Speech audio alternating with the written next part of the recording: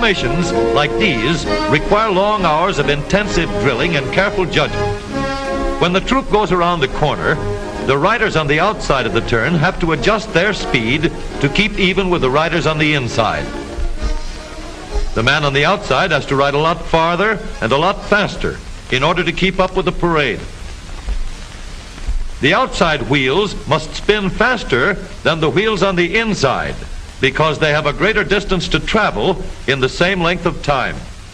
When a wagon turns a corner, the wheels can travel at different speeds because each one can turn freely on the axles.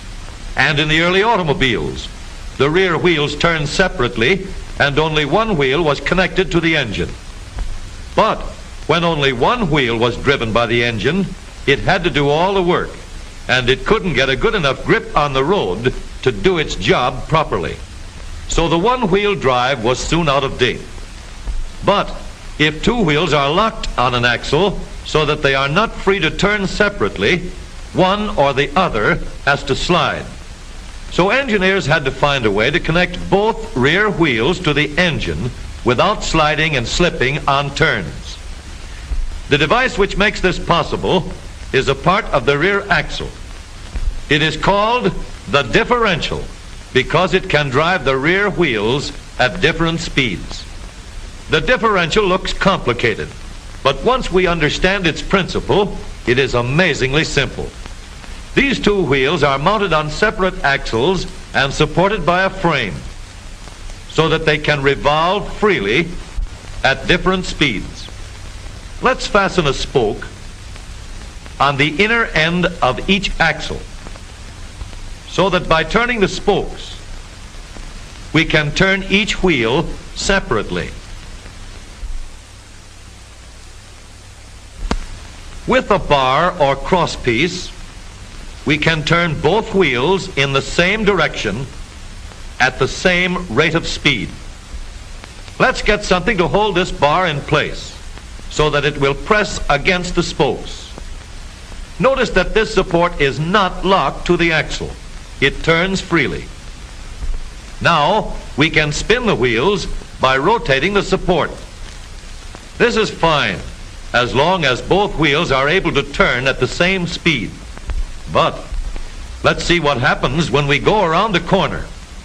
With this arrangement, we cannot drive one wheel faster than the other. And if we stop one wheel, the other wheel won't budge. Let's put this bar on a pivot so that it can swing in either direction.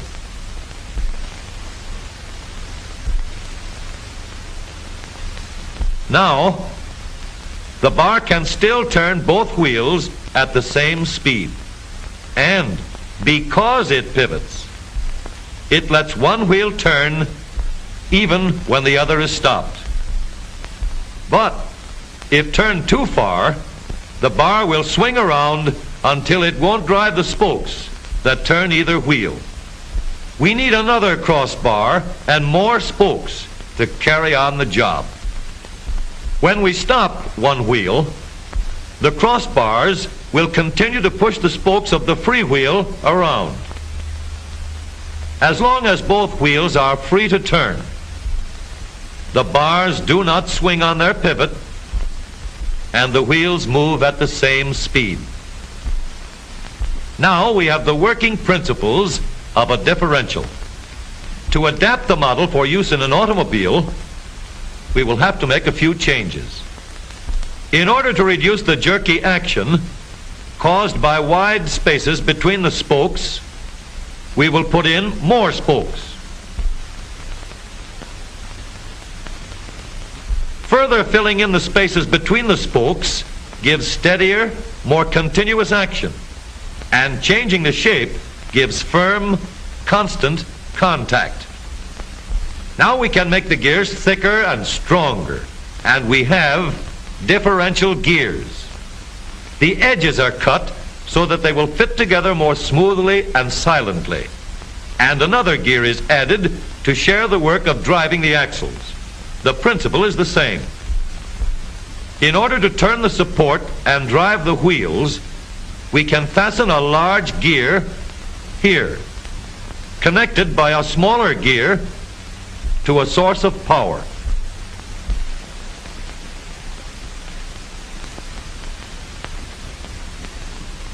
Notice that the power is connected to the differential at the center line.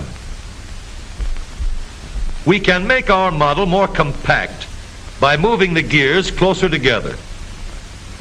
When we put our differential in an automobile, we have to leave room for the drive shaft, which carries the power from the engine. We may build the floor of the car above the drive shaft. But if we do, we won't have much room inside unless we make the top of the car high too.